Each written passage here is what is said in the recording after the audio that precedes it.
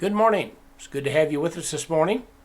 You can see I'm dressed in my work clothes. Going to be doing some work downstairs in the basement with the youth room, getting things kind of started where we can get that project done. In Psalms 46, 1 through 3, it says this: God is our refuge and strength, a very present help in trouble.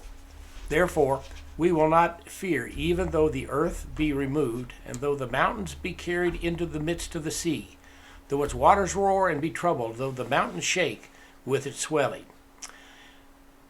Sometimes when you read something like this, you wonder what God's trying to tell us. I think He's trying to tell us that He is the ever-present shelter of hope for us, regardless of what happens. R.E. Clark writes about this in Life is Not a Snapshot. He said, I wonder when these words were penned by the psalmist.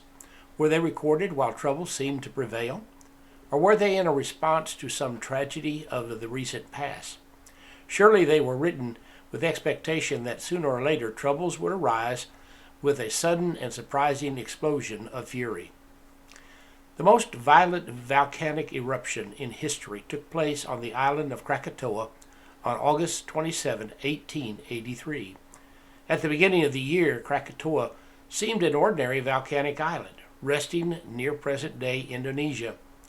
Measuring 11 square miles in area, the island was dominated by a central peak 2,700 feet high. Few islanders worried about the volcano. There had been no sign of activity since the mountain had erupted 2 centuries earlier in 1681. On August 1883 approached, loud groans were heard deep underground like a giant beast awakening. Early in the evening of August 26th, a deafening explosion rocked the island. The central core erupted violently, throwing a column of dense ash and smoke 17 miles into the air. At 10 a.m. on August 27th, a cataclysmic explosion ripped the entire island apart. 2/3 of Krakatoa simply ceased to exist. More than 4 cubic miles of rock were pulverized to dust and thrown into the air. 300 villages were destroyed, and 36,000 people lost their lives.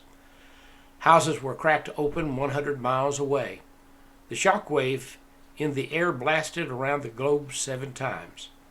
The massive tidal wave, or tsunami, more than 100 feet high, spread outward from the island at 700 miles per hour, almost the speed of sound.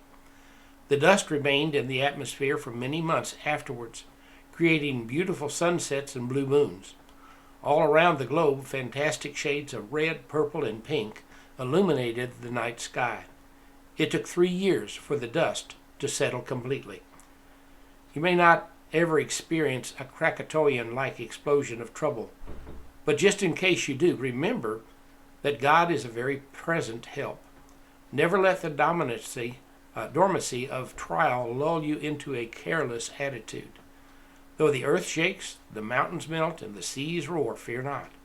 God's shelter of hope is always open for the refugee. If you're a refugee, remember, God's there. Have a great morning. Talk to you tomorrow.